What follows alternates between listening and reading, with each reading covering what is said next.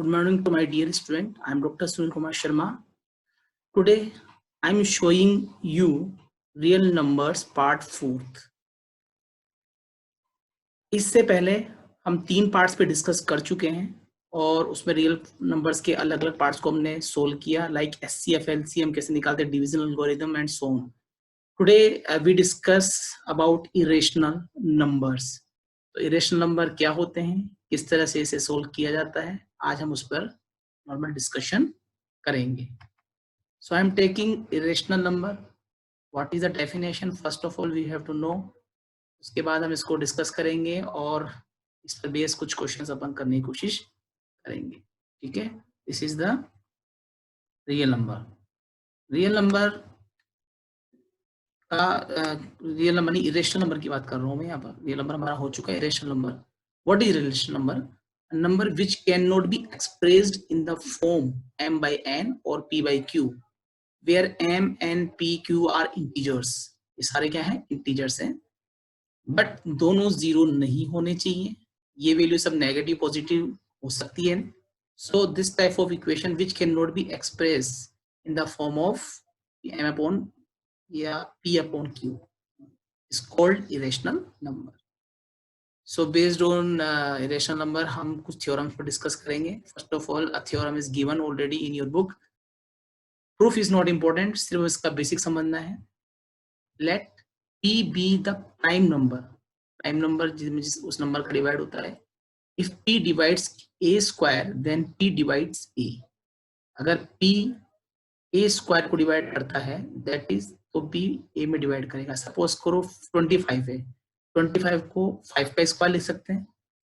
अगर उसका 5 का स्क्वायर लिखेंगे तब भी 5 का डिवाइड होगा और 5 लिखेंगे तो भी 5 का डिवाइड होगा. अगेन समझें, सपोज 25 है, 25 को 5 का स्क्वायर लिख सकते हैं. अगर 5 के स्क्वायर में 5 का डिवाइड करें या 5 में 5 का डिवाइड करें, बात वही है. तो इस तरह की कुछ ही थ्योरम दी गई है. ठीक है, ये चीज आपको ध्यान रखनी है. Now very important theorem, you can see your exam में आपको ये चीजें दिखाई देती हैं और बहुत आसानी से आप इस चीज को कर सकते हैं. Prove that √2 is in irrational number.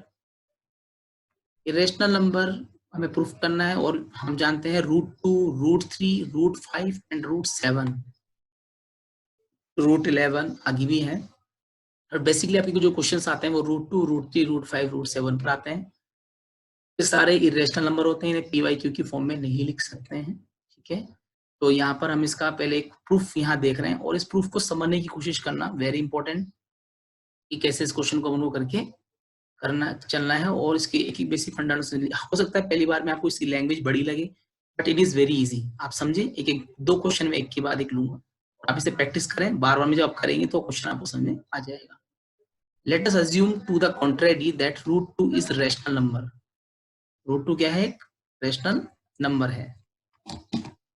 ठीक है, और इस जगह पर √2 अगर एक रेशनल नंबर है तो यहाँ पर so we can find 2 integers a and b.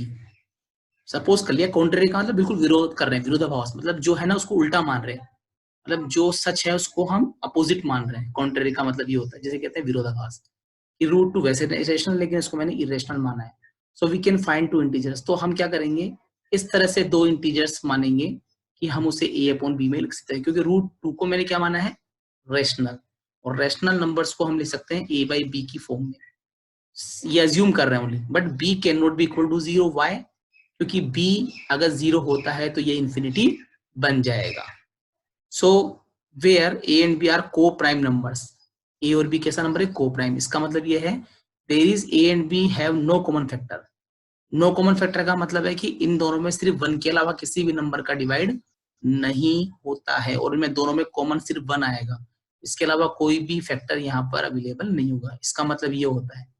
ठीक है ना, तो यहाँ पर और किसी नंबर का डिवाइड नहीं होगा, ओनली 1 के अलावा. को प्राइम का मतलब ये होता है. क्लियर? अब हम यहाँ पर ये जो आपके पास जो आपने अज्यूम किया है, so we can find the integers a and b such that, इस तरह से मानने के को प्राइम माना. अब हम इसको सोल्व करते हैं. √2 b को इधर लेंगे, √2 b बनेगा, ये a बनेगा. दोनों तरफ स्क्वायर करेंगे, स्क्वायरिंग बोथ साइड. तो √2 का स्क्वायर 2 होगा, b का b square a square. A square को पहले, बी स्क्वायर को, 2b स्क्वायर बाद में। ठीक है, तो आपको क्या करना है, ए बी को सोल्व करके इस फॉर्म में लेकर आना है। This is question number 2। अच्छा, एक चीज और देखें, इसको याद करने का तरीका, ये स्टेप नंबर 1 यहां तक लिखें, कोप्राइम तक। स्टेप नंबर 2 में मैंने उसको सोल्व किया है, ये देखिए स्टेप नंबर 2 में सोल्व किए, स्टेप्स बनाइए मैंने, जिससे कि आपको चीज समझ में आ जाए। ठीक है, उसके बाद ये देखिए, इस नंबर को देखने के बाद ये देखिए, यह देखो इसमें किसका डिवाइड हो रहा है, 2 का डिवाइड हो रहा है, क्योंकि ये इसके इक्वल है। अगर 2 का डिवाइड इसमें होगा तो ऑब्वियसली 2 का डिवाइड इसमें भी होगा। ठीक है, क्योंकि ये इसके इक्वल है, तो जो भी, क्योंकि इक्वल का मतलब ये होता है कि जिस नंबर का डिवाइड इसमें कर सकते हैं उसी नंबर का इसमें डिवाइड किया जा सकता है। तो मैंने क्या किया, 2b स्क्वायर इज डिविजिड बाय 2, इसका मतलब ये है कि 2b में 2 का डिवाइड कर सकते हैं, और 2b के इक्वल क्या था, ए स्क्वायर डिविजिबल बाय 2, ऑब्वियस है। बाय थ्योरम जो हमने ऊपर पढ़ी थी, अगर इसको ए स्क्वायर में अगर किसी नंबर का डिवाइड करते हैं तो ए के अंदर भी उस नंबर का डिवाइड कर सकते हैं। तो इसका मतलब ए स्क्वायर में 2 का डिवाइड है, bye theorem it follows that A is also divisible by 2, क्योंकि स्क्वायर अगर डिविजिबल है तो ए भी डिविजिबल होगा बाय थ्योरम। जो पीछे हमने थ्योरम पढ़ी है उसके अकॉर्डिंग हम ये चीज लिख सकते हैं। वेरी इंपॉर्टेंट पार्ट, ये हमें याद रख के चलना है। ठीक है, इसके बिना क्वेश्चन सोल्व नहीं कर पाएंगे, आपको ध्यान रख के चलना है। ठीक है, अभी हम एक क्वेश्चन और करेंगे तब आपको समझ में आ जाएगा। अब जब ऐसा हो जाए तो जो ए है डिविजिबल बाय 2, तो इसका मतलब है ए को हम 2c लिख सकते हैं, सी एक इंटीजर है। अब जैसे मान लीजिए 2 की टेबल बोलते हैं, 2 2 2 जा 4, 2 3 जा 6, 2 2 जा 4, है ना। तो आप देखेंगे 2 की टेबल में हर बार 2 का डिवाइड कर सकते हैं। मैं आपको इसको थोड़ा सा समझा देता हूँ, ये कैसे आपको ध्यान रख के चलना है। देखो, जैसे 2 इंटू 1 इक्वल टू कितना होता है, 2, 2 का डिवाइड हो रहा है, 2 का डिवाइड कर सकते हो। अच्छा, 2 इंटू 3 करूंगा तो किसका डिवाइड होगा, तब भी 2 का डिवाइड होगा। आ तो 6 रहा है ना।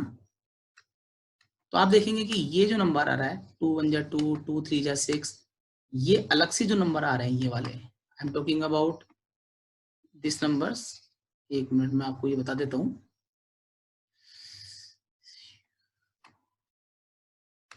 ये देखिए, वापस से देखिए, मैंने इसको लिखा है,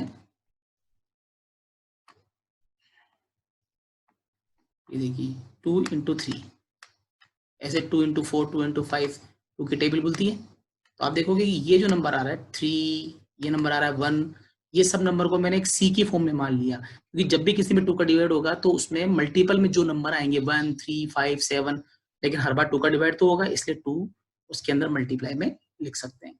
सी इज एनी इंटीजर, सी एक इंटीजर है। अब हम क्या करेंगे, वापस से दोनों को स्क्वायर करेंगे।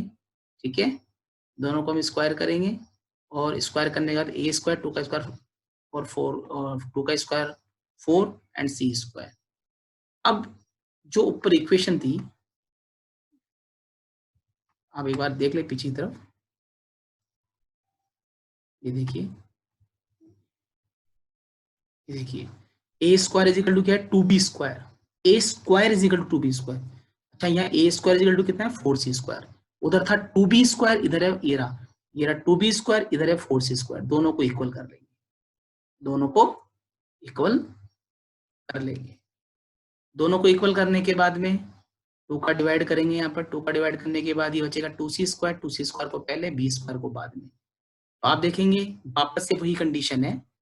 देखो, ये किससे डिवाइड हो रहा है, दिस डिविजिबल बाय 2, क्योंकि 2 मल्टीपल में तो 2 का डिवाइड। अगर ये 2 का डिवाइड है तो ऑब्वियसली बी स्क्वायर में भी किसका डिवाइड होगा, b square is divisible by 2, b square भी है। अगर बी स्क्वायर डिविजिबल बाय 2 है तो b is also divisible by 2। ठीक है, अगर बी स्क्वायर डिविजिबल बाय 2 है तो इसका मतलब बी भी क्या होगा, 2 से डिविजिबल होगा। ये थ्योरम थी, हमने पढ़ा था। कुल मिला के अगर इसमें 2 का डिवाइड हो रहा है तो ऑब्वियसली इसमें भी होगा, अगर इसमें होगा तो बी में भी होगा, बी स्क्वायर में 2 का डिवाइड हो रहा है तो बी में भी 2 का डिवाइड होगा। तो आप देखते हैं कि यहाँ पर इसमें भी 2 का डिवाइड हो रहा है। ये आपका स्टेप नंबर 3 हो गया, यहाँ से यहाँ तक स्टेप नंबर 3। ठीक है, डिविजन कर रहा हूँ। अब इस जगह पर क्लियरली यहाँ देखना, थर्ड वाले को देखो, B square equal to 2c square, और सेकंड को देखो A square is equal to 2b²। अच्छा, इसके हिसाब से क्या है कि ए में किसका डिवाइड हो रहा है, 2 का। यहाँ देखो आप लाइन को, ए इज डिविजिबल बाई 2, एक इंटीजर माना था मैंने, और इसके हिसाब से भी यही है, इसके हिसाब से b is divisible by 2, b is divisible by 2, a भी डिविजिबल बाई 2 और b भी डिविजिबल बाई 2। एक साथ a और b दो का डिवाइड हो रहा है, जबकि शुरू में मैंने क्या बोला था कि 1 के अलावा कोई डिवाइड नहीं हो सकता, को प्राइम है दोनों a और b, लेकिन यहाँ पर किसका डिवाइड हो रहा है, 2 का डिवाइड हो रहा है। इसका मतलब जो अजम्पशन था वो गलत है, क्योंकि वहां पर अपन ने क्या माना था, को प्राइम, a और b को प्राइम है, a और b में ओनली 1 के अलावा कोई किसी का डिवाइड नहीं कर सकते। यहाँ पर लेकिन 2 का डिवाइड हो रहा है, b में भी डिवाइड हो रहा था और ऊपर a में भी डिवाइड हो रहा है। तो इस वजह से यहाँ देखो आप लिख रखा है मैंने, from step number 4, from 2 and 3 A and B have at least 2 as a common factor, है ना, दोनों में 2 कॉमन फैक्टर आ रहा है, but this is contradict the fact that A and B have no common factors other than 1। इसका मतलब यही है कि अदर देन का मीन यही हो गया यहाँ पर कि 1 के अलावा इसमें कॉमन फैक्टर होना नहीं चाहिए, लेकिन ऐसा नहीं हो रहा है। ठीक है, तो इसका मतलब क्लियर है कि यहाँ पर 1 के अलावा B 2 से डिवाइड हो रहा है, A 2 से डिवाइड था, ये बिल्कुल उल्टा हो गया।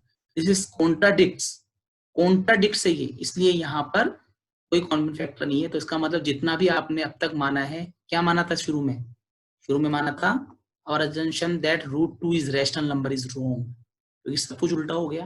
वो 2 से डिविजिबल है, लेकिन होना किससे चाहिए था, 1 से। तो ये अजम्पशन हो गया। इस तरह से अगर ये अजम्पशन हमारा गलत है तो इसका √2 इज अ इरेशनल नंबर। ठीक है, यानी कि अजम्पशन का कॉन्ट्राडिक्शन करके उस चीज को हमने गलत प्रूफ किया, और गलत प्रूफ करने के बाद में इस चीज को देखा कि ये चीज रॉन्ग है। बट अब प्रॉब्लम ये है कि इतना बड़ा कैसे करें। मैं एक काम करता हूँ और अच्छे से समझते हैं, बिल्कुल लैंग्वेज हुई रखनी है, सिर्फ जहां जहां √2 है वहां पर √5, वहां पर √7 लेकिन क्वेश्चन को सोल्व कर सकते हैं। तो आई am taking another question so you can understand the problem. Prove that √2 is an irrational number. ठीक है, अब की बार मैंने √2 लिया है और बिल्कुल उसी मेथड से मैं इसको करने की कोशिश करूंगा। Please understand the problems. पहले क्या किया था, late us assume the contrary, विरोधाभास है, दैट √2 इज रैशनल नंबर। पहले क्या था, √2 माना था, so we can find 2 integers a and b। तो हमने क्या माना था, 2 इंटीजर माने थे। पहले √2 को a/b किया था, यहाँ √7 को a/b किया है।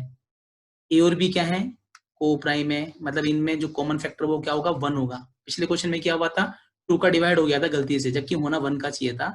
को प्राइम का मतलब है सिर्फ 1 ही कॉमन फैक्टर होगा, जबकि यहाँ पर आपके पहले वाले में 2 भी आ रहा था। अब यहाँ पर भी सेम माना कि ये दोनों के दोनों को प्राइम है। ठीक है, तो अब यहाँ पर आप देखेंगे कि अब इन दोनों को आप वापस से इक्वल करें, इक्वल करके आप इन दोनों को सोल्व करें। ये देखिए, इसको इधर लेंगे, दोनों का स्क्वायर करेंगे, स्क्वायरिंग बोथ साइड, √7 का 7, b का b², a को, अब a² को पहले, 7b² को बाद में। ये देखो आप ध्यान से, ये कंडीशन बन जाएगी आपकी सेम कंडीशन।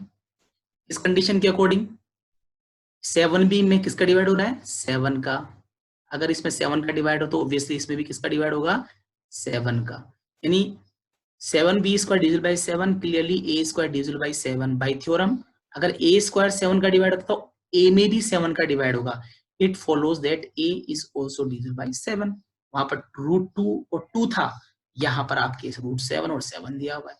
इसमें 7 का डिवाइड तो इसमें भी होगा, तो a में भी होगा अकॉर्डिंग टू थ्योरम। तो हम मैंने क्या कहा था फिर, यहाँ पर 7 की टेबल बोलती है, 7 1 जा 7, 7 2 जा 14 13, तो वो जो सी आ रहा है वो 7 का टेबल बोल रही है।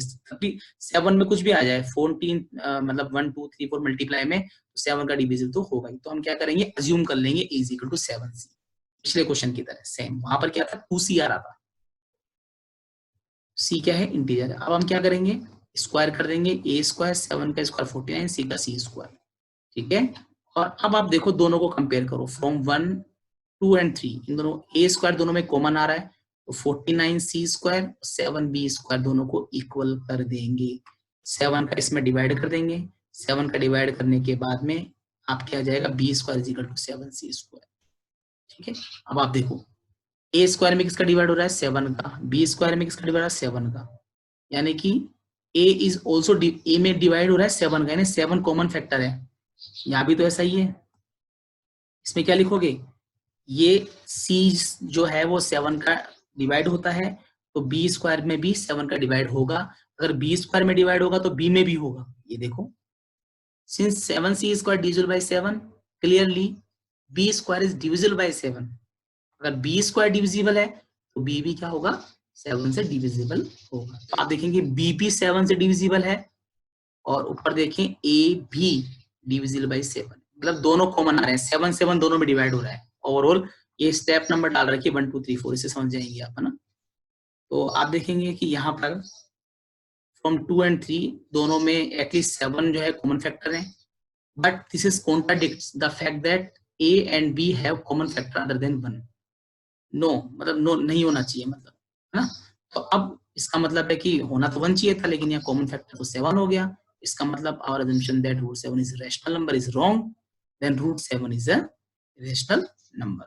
This is the condition. ठीक है, तो इस तरह से अपन ये चीज कर सकते हैं, और इसको आप समझ सकते हैं। यहाँ पर मैंने कुछ चीजें ली हुई हैं, यहाँ पर आप इस चीज को देखें। इसको थोड़ा छोटा करता हूँ, आप थोड़ा समझने की कोशिश करें जो मैंने अभी करवाया है। ये देखिए, ये देखिए वहां पर से रूट 7 को आप समझ लीजिए, बिल्कुल सेम सिस्टम से मैंने इसको पूरा कर रखा है। ये देखिए,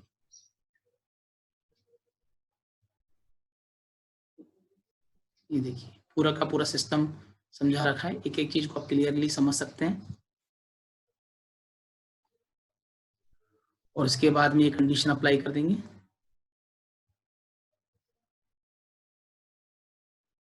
ठीक है,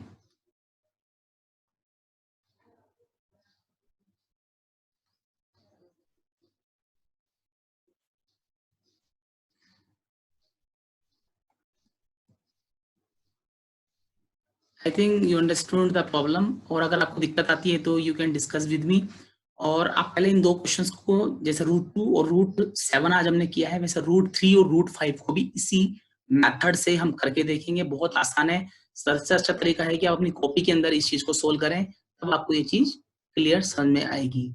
next video will be the last video for related to real numbers, और इसको आप समझें। मैं कोशिश करूंगा कि एक क्वेश्चन और लेकर इस चीज को समझा पाऊं, लेकिन आप प्लीज इसे करें और प्रैक्टिस में लें। थैंक यू सो मच, अपना आप ध्यान रखें। Take care, thank you so much.